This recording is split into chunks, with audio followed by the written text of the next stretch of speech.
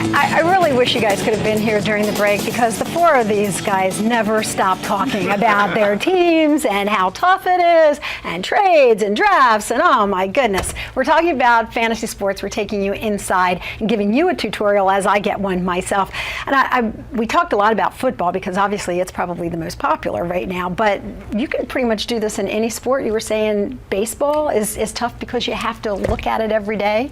Gee, you poor dude. It's a long season, and there's a lot more players and a lot more categories that you have to be good at. So it makes it a lot more difficult to keep up with a fantasy baseball team. I can't imagine. I mean, we were talking about how some guys had 8 teams. Right. If you have more than one fantasy baseball team and you can win both, you're a baseball god. Baseball is a 162 game season. It's not just 16 weeks where you wake up on Sunday morning and put your lineup in. Baseball is every day, every single day for the entire summer for 162 games. It's a job, fantasy baseball. It is. Pardon me laughing right at you. I'm insulted, Lynn. This is a job, okay? So that's what you do? You get up on Sunday or every morning and put in your lineup?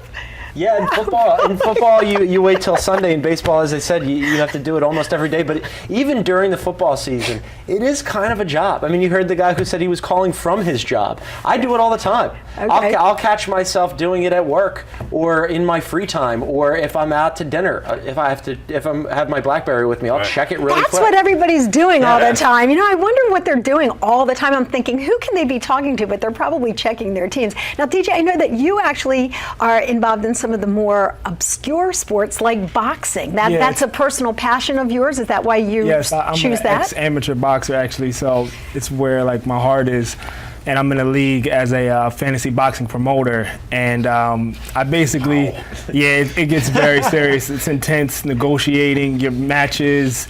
You know, each promoter gets a stable of fighters, and you basically have to contact the other promoters and book matches. And you negotiate the purse split, the gate split, and it gets intense. My wife, she has no idea what's going on. I'm screaming on the phone, trying to make deals, and there's contracts to be signed. It's actually stressful, but it's so worth the bragging rights that I can't stop. And how much money are you making with this, DJ? $0. Zero. Yeah, you know what? At least we are stressed out and getting real money. See, women don't need bragging rights, I'm telling you. This is our shopping, then. I was going to say, if I could have a website where I traded shoes with gals, like maybe I could relate to this. Maybe but you should open up a shoe league. A shoe league. Fantastic. All right, I want to know from my female viewers out there, would you get into a shoe league with me? Maybe we could talk about the greatest trades or sales or whatever, retail therapy. So tell me, if somebody's interested in boxing like you are, but they haven't heard of your site or your promotion, what do? How do they reach out to you? How do you boys find each other? Well, there's several boxing sites. The league that I'm in I actually created, so it's not really being marketed yet, but I'm in the here's your chance. Yeah, I'm in the designing stage right now, but it's fantasyboxingpromoter.com. Okay. And another boxing league that's pretty popular, fantasy league, is liverpuncher.com. And on there, you basically just, you pick who you want to win, your predictions on the real fights in the real world, and you're awarded points based on your prediction. Okay, now the one thing that I got the biggest kick out of in doing the research for this is that there's actually a fantasy fishing league. No. I mean, how tough can it be to catch an imaginary fish? I'm sorry, this whole thing just has me completely turned. Fantasy fishing. I think I draw the line there, Gonzo. Fantasy fishing.